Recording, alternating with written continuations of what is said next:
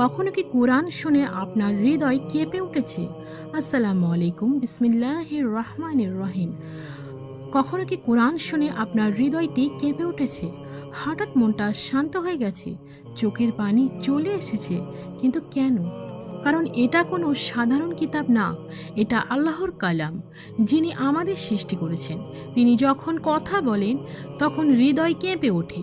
কোরআনে আল্লাহ বলেন, মুমিনদের হৃদয় আল্লাহর কথা শুনলে নরম হয়ে যায়। আজ আমরা হাজার গান শুনি, হাজার ভিডিও দেখি, কিন্তু কোরআনের মতো শান্তি কিছুতেই পাই না।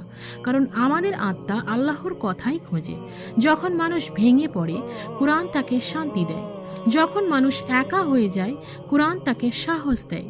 অনেক মানুষ আছে যারা আরবি বোঝে না, তবুও কোরআন শুনে কাঁদে।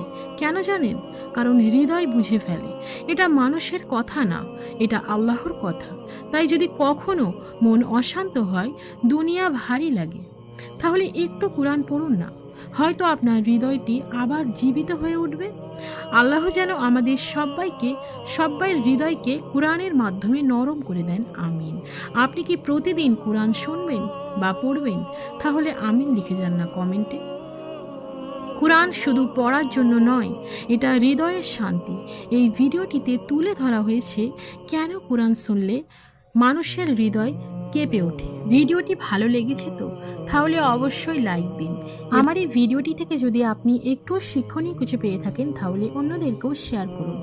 আর আমার এরকম ইসলামিক রিমাইন্ডার প্রতিনিয়ত পেতে আমার চ্যানেলটিকে এখনই সাবস্ক্রাইব করুন এবং পাশে থাকা বেল আইকনটি ক্লিক করুন।